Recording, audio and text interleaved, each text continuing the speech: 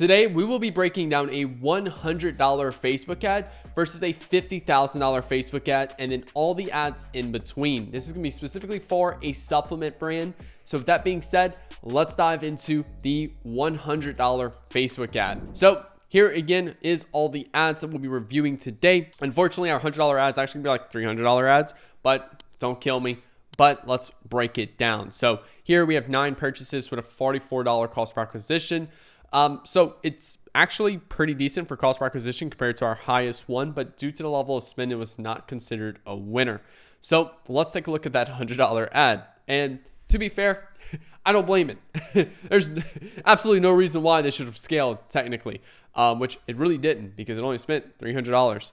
And this was just a picture of a customer holding the product itself. And I mean, look, there's no headline or no hook to grab our attention. There's no like benefits here. It's just some random person holding a product. And to be fair, the product doesn't even stand out.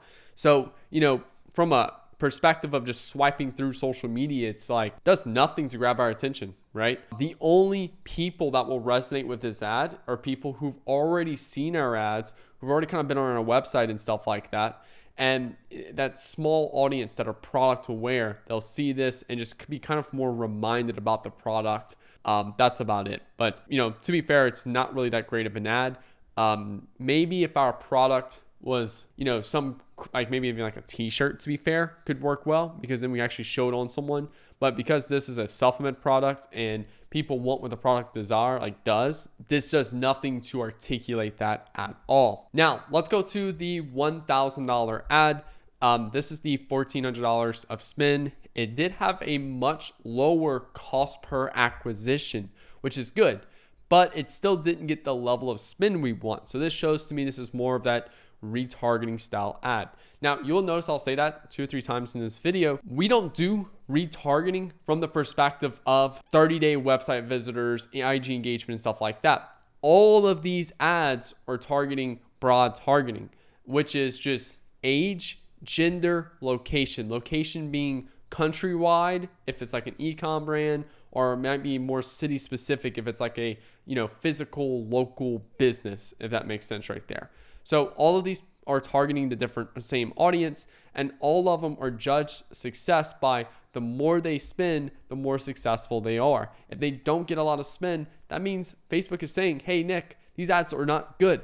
So let's look at the $1,000 ad. Again, this one had a much better CPA, but it didn't get a lot of spend. So why didn't it get a lot of spend? Well, this ad right here is again appealing to that product aware audience. Product aware people who visited your brand, they visit your website, they're just not sold on you yet. And this ad right here does a good job at selling someone further on this brand because it's going after, a little bit more like the conscious choice. It's calling out organic, sustainably sourced, eco-friendly. It's talking a lot about the product, but it's not talking a lot about what people want. This does good right here on a product aware audience because we're conveying more information to our audience of why this is a great product for them. But it's not good ad for mass scale. It will not scale a brand. It will convert more traffic in the back end, but it will not scale a brand. Why? Because it does not connect with our audience.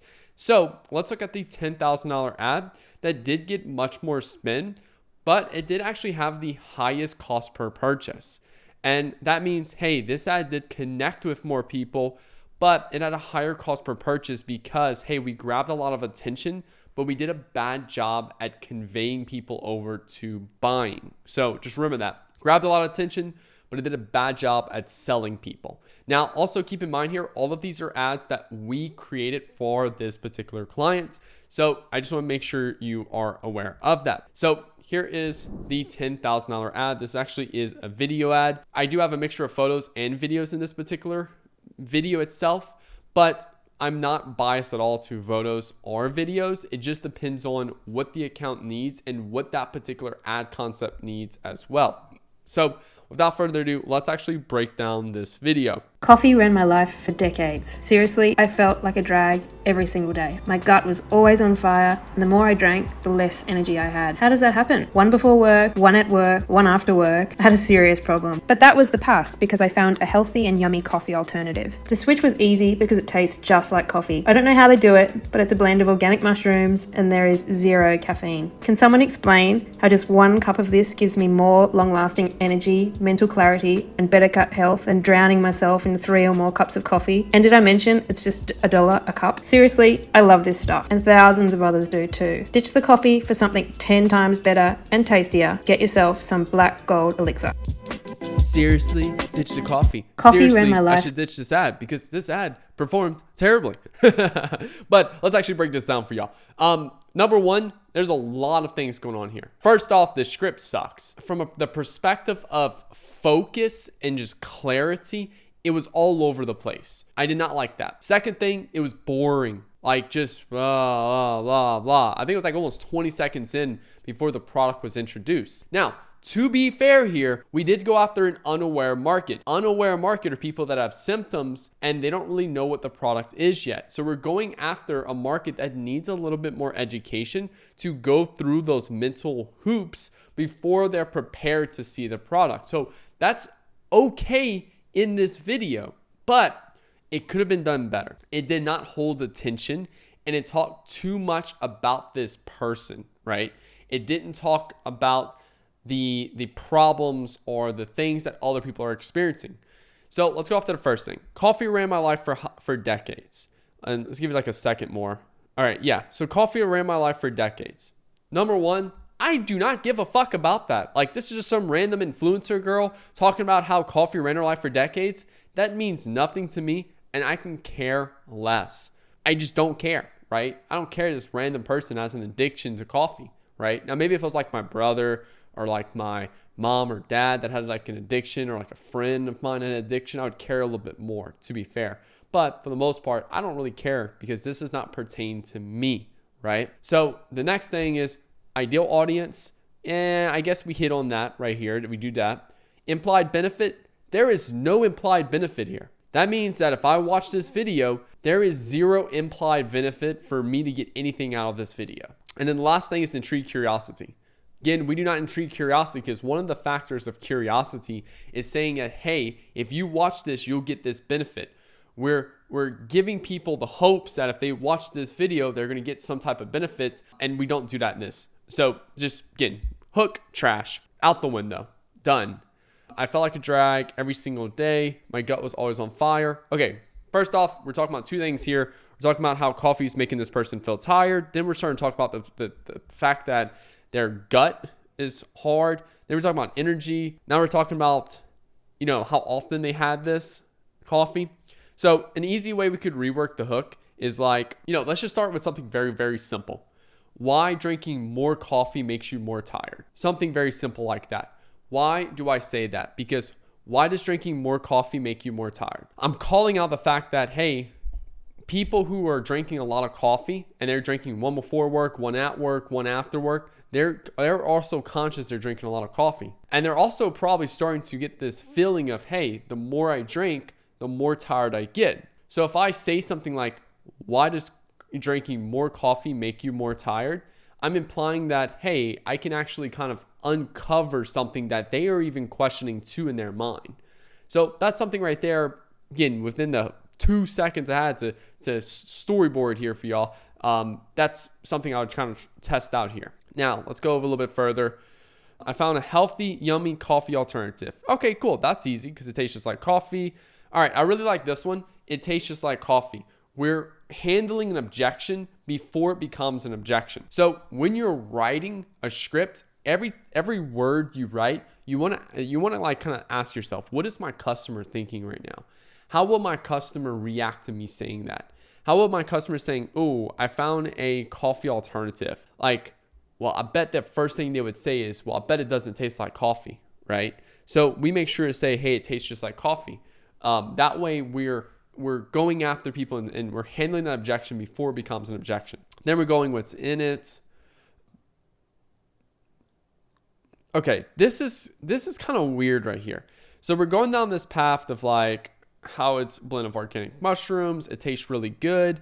And then this one's weird right here because this is almost breaks that thought flow the way it kind of jumps that. But hey, kind of weird.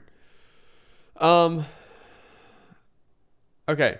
So here's another thing. We kind of start jumping around for the benefits, right? We didn't really talk about the energy that much. We said energy once. We said, we said energy once, and then we also said, let's see, it tastes just like coffee. And then we're talking about better gut health. Now we're talking about how it's just $1 a cup. So it's just hitting on these random benefits, but it's not hitting on the main benefit people want. So there's a power of repetition in advertising where people don't believe, like when you tell someone something like, hey, this tastes just like coffee, right? Or let's go back where it says that. Boom, boom. Found a yummy coffee alternative the switch was easy because it tastes just like coffee. So we're hitting on that benefit of, hey, I drink coffee because it tastes just like coffee. That's good. But then, we open up with like energy and being tired all the time. So, okay, maybe the, taste wasn't the main thing people want, but it's energy, right? Energy is the main thing people drink coffee with. We literally just hit on it once. We hit on that, hey, I know you've been drinking coffee the last 25, 30 years, maybe even longer than that.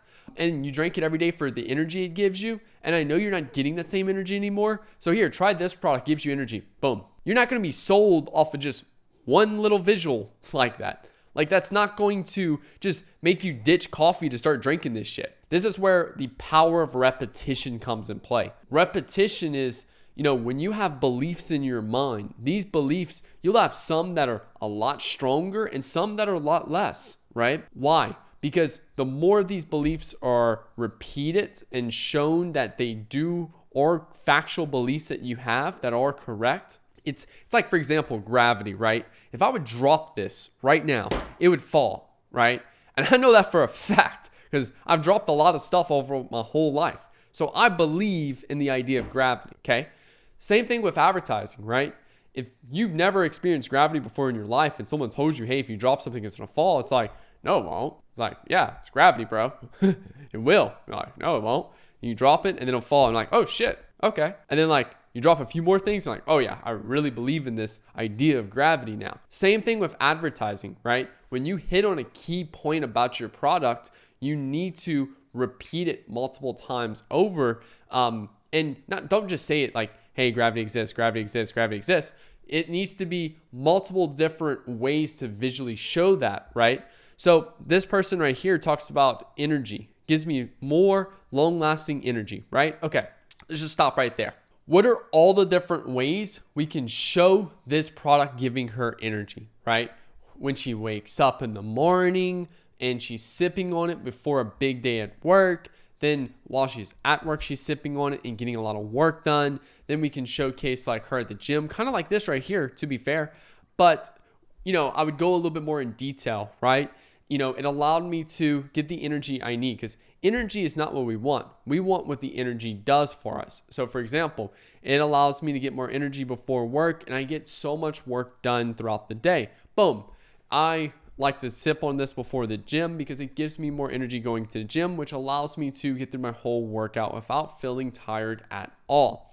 So just kind of hitting on that idea of energy a couple times over, it's going to increase that repetition. And just like we're repeating successful actions in this video of reviewing ads, we're going to go over to our $50,000 ad now. To be fair, this ad did do substantially better compared to all of the other ads. It had a pretty low cost per acquisition of $44, which to be fair here, it spent, this one did spend $1,400 with a $39 cost per purchase. It did have a lower cost per purchase, but it did not scale this account. This account was scaled by this ad right here, which spent $53,000 at 1,200 purchases with a $44 cost per purchase. So let's see the $50,000 ad.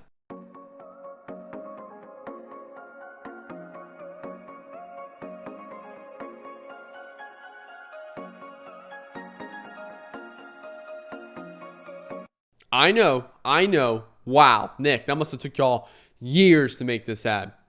No, not at all. Let's break this down because there's a lot going on here, but it's also not long, right? It's 12 seconds long. So let's go over a few things here. Number one, our positioning. The last video we reviewed focused more on like trying to switch and convey someone over from coffee, from a habit they've repeated their whole life, and in one ad trying to switch them over to something new. That's a very difficult ask.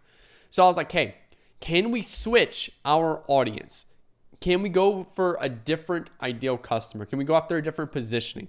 Can we focus this, instead of this being a coffee alternative, can we, instead of focusing on the market awareness of like unaware and people and trying to convey people to switch over, let's go after the market awareness of people that are already, again, keyword, already looking for an alternative, and people who've already tried alternatives, right? Because if they've already tried coffee alternatives, then all I have to say is this is a better tasting one. That's it. That's all I have to do. Why? Because these people are already in the market. They just need someone to say it. That's it. So let's go over a few things here.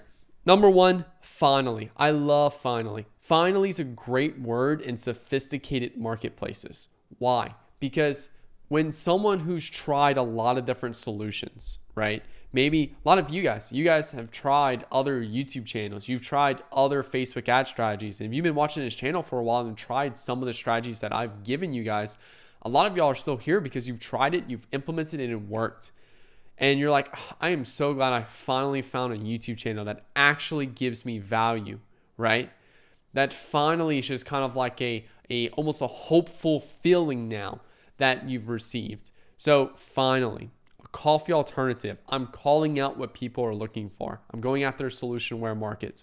People are looking for a coffee alternative. I'm saying, hey, we have a coffee alternative. Now, I'm also going after people that are a little bit more sophisticated here. A stage 3 will just be a coffee alternative, right?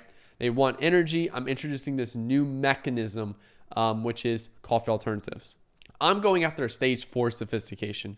I'm acknowledging the fact that they've tried other coffee alternatives already and they hated it because of taste. So finally, a coffee alternative that tastes like coffee. I'm calling out what they want. I'm acknowledging the fact that others tasted horrible. I'm not saying, does your coffee alternative taste horrible? Are you tired of sipping this every morning? Do you wake up and just look at the hatred you have to sip on this nasty stuff every morning?